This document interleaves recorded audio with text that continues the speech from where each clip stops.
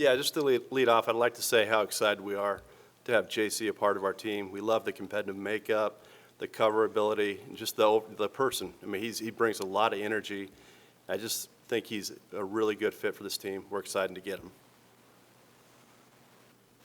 Okay, let's go to questions. We'll start with Brett Jensen.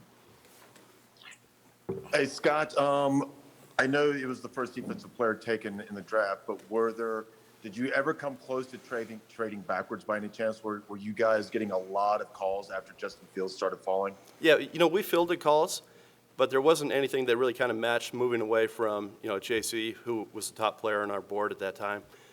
He was just too good a fit for us. The offers didn't match walking away from JC, and that's why we didn't do it. Okay, let's go to Bridget Condon. What was the reason for taking him over Justin Fields? What defensive guy? Why did you choose that over another quarterback? Is that for me or for Coach? For Scott. Okay. Again, he was just the top rated player on our board. We saw someone that can come in, make an immediate impact for us at starter as a corner, playing opposite Dante. He'll do a great job for us. We see him as his potential is unlimited, and he just the immediate impact is why we did it. Okay, Jonathan Alexander, then Joe Person, please. Hey, this question is for either or both. What do you believe separates J.C. Horn from the other top cornerbacks in this draft? What in particular? Well, I'd say just focusing on JC, what he does so well, his man cover ability, his quickness, the feistiness of him as a player, his ability to mirror and turn and run with the receivers, and that's he's the exact fit that Coach Snow wants on our defense. We just saw the best fit with him. Hey, if both of you guys would address this, please. Just, you already been asked about Justin, obviously. Was there much discussion with him? And the fact that you went JC over, with a fairly highly regarded quarterback there, does that just speak to your confidence in Sam Darnold? Yeah, I mean, just again, we felt like I'm not going to talk about other players. I mean, we brought Sam here for a reason. We're excited to see what he can do. We're excited to give him an opportunity. We traded for him because we believe in his potential. At the same time, to us, corners a position. If you go back to last year, there were times we just couldn't get off the field, and so it's been an issue we tried to address in free agency. I think in the NFC South with the big receivers we have to deal with. This is a young man in JC who, his dad was an NFL player, a great NFL player. He's grown up with it his whole life. He's played at the highest level. He's got 33-inch arms. He's 6'1", whatever he is. Ran 4.3, jumped 42 inches. I mean, he's a rare physical specimen who also has the pedigree that's hard to find. And so, when you get in this process, obviously you're comparing people against everybody. But for us, corner is an opportunity for us. Getting this type of a corner in the league that we play in is an opportunity for us to address something that's been an issue for us to come in along with the guys we signed in free agency. So we think he's a special player, and we're excited to see him. Good. Yeah, everything Coach said is accurate. We just like his ability to step on the field, compete day one to start. We need corners on this team to compete against other receivers in the league, in our division. And JC, with his competitive makeup, Coach talked about the length. We talked about the man cover ability. That's what we liked about him, and that's why we chose him. We'll go to Elena Getzenberg and then Mitch Brown. This could be for either of you, but you talked a lot about his fit on the field. I was wondering what your conversations with JC have been like, and just what you learned about him kind of more off the field. Yeah, I had a chance to go to the pro day. There's not a person in South Carolina that doesn't, talk really well about him. Talking to him, he's, as I said, he's somebody that's extremely serious about not just being an NFL player, but being a great NFL player, and knows this region. Obviously not too far away, playing right down the road in Columbia, And as I said, besides just being a great player, he's a good person, and is also a really good fit for us in terms of understanding what it means to be an NFL player. He's seen it his whole life, and so there's a lot of things here fit-wise that just made too much sense. Hey, Coach Mitch Brown, Watch Fox. You talked about the fit for JC on this team.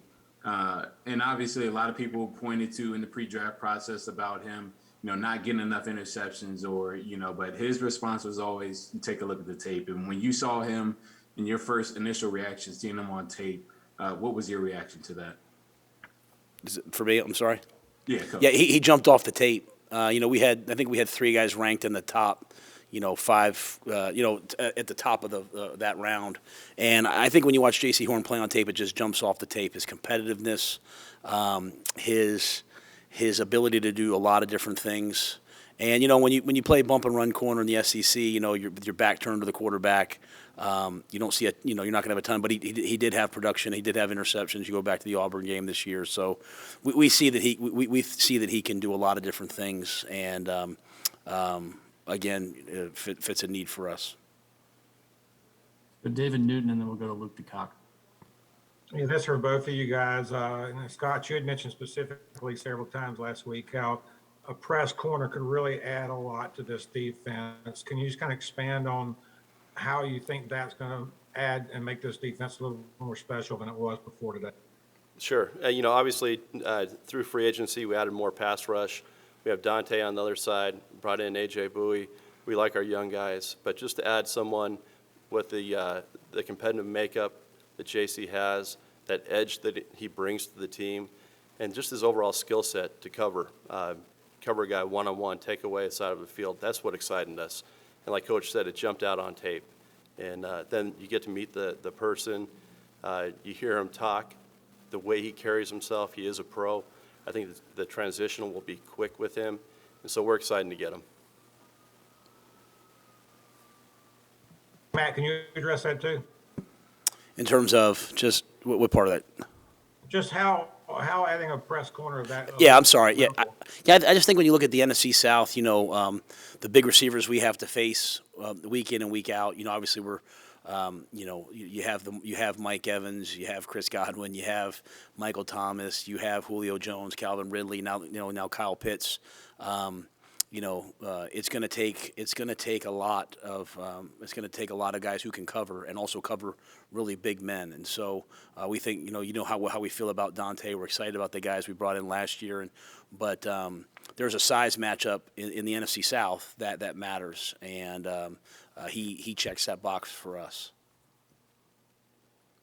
Scott, was there any discussion as Sewell was sort of falling past Cincinnati and trying to move up and potentially address that position? And was sort of the depth of offensive linemen in the draft and the possibility of getting someone in the second round kind of enable you to use another pick on defense? Was that a factor?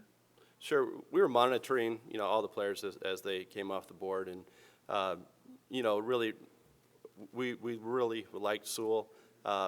Big fans of J.C. Horn, and we're just so happy to have J.C. In the way he helps our team. Guys, we got time for 3 more, so we're going to go to Vincent Richardson, Phil Orban, and finish with Reggie Anderson. This is for Matt mostly. Scott has already mentioned a couple of times how impressive JC is in man coverage. Given that you played quite a lot of zone last year, could you talk about how this potentially allows you to take maybe a different approach defensively from what you were able to last season? Yeah, we played a lot of man too last year.